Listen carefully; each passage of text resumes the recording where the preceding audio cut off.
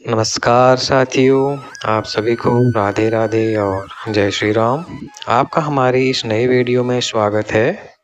आज की इस वीडियो में हम बात करेंगे नवरात्रि पर्व के दूसरे दिन की।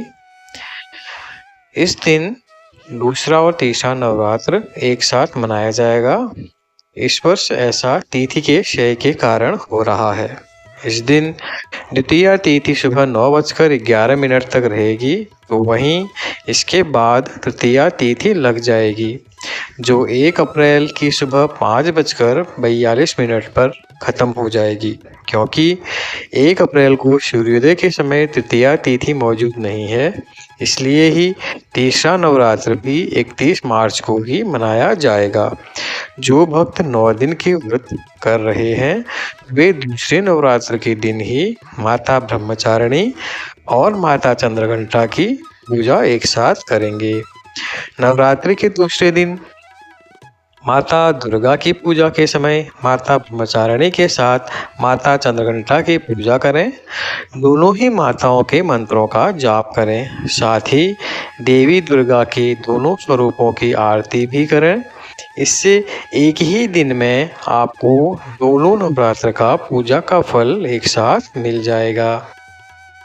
साथियों, अब आगे माता दुर्गा की दूसरी शक्ति ब्रह्मचारिणी की पावन कथा को सुनेंगे। तो आइए शुरू करते हैं। माँ दुर्गा की नवशक्ति का दूसरा स्वरूप ब्रह्मचारिणी का है। यहाँ ब्रह्म का अर्थ तपस्या से है। माँ दुर्गा का यह स्वरूप भक्तों और सिद्धों को अनंत फल देने वाला है।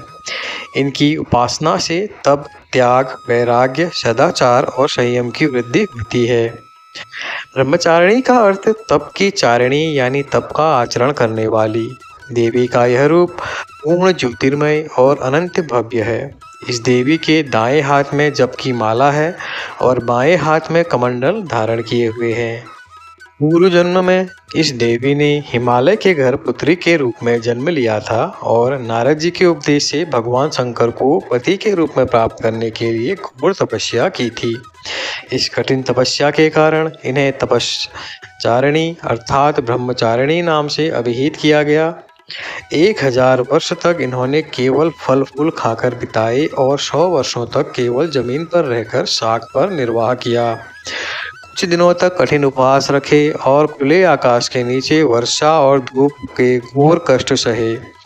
3000 वर्षों तक टूटे हुए बिल्व पत्र खाए और भगवान शंकर की आराधना करती रही। इसके बाद तो उन्होंने सूखे बिल्व पत्र खाना भी बंद कर दिया। कई हजार वर्षों तक निर्जल और निराहार रहकर तपस्या करती रही। पत्तों को खाना छोड़ देने के कारण ही इनका नाम अपर्णा भी पड़ गया। कठिन तपस्या के कारण देवी का शरीर एकदम क्षीण हो गया। देवता, ऋषि, सिद्धगण, मुनि सभी ने ब्रह्मचारिणी की तपस्या को अभूतपूर्व पुण्य कृत्य बताया, सराहना की और कहा, हे देवी, आज तक किसी ने इस तरह की कठोर तपस्या नहीं की। यह तुम ही से संभव थी। तुम्हारी मनोकामना परिपूर्ण होगी और भगवान चंद्रमौली शिव जी तुम्हें पति के रूप में प्राप्त होंगे। अब तपस्या छोड़कर घर लौट जाओ, जल्द ही तुम्हारे पिता तुम्हें बुलाने आ रहे हैं। इस देवी की कथा का सार यह है कि जीवन के कठिन संघर्षों में भी मन विचलित नहीं होना चाहिए। माँ ब्रह्मचारिणी देवी की कृपा से सर्व सिद्धि प्राप्त होती है। दुर्गा पूजा के दूसरे दिन देवी के इसी रूप की उपासना की जाती है। बोलो ब्रह्मचारिणी माता की जय। आप सभी को नवरात्रि की हार्दिक शुभकामनाएं। जय श्री राम, जय श्री कृष्ण, हर हर महादेव। धन्यवाद।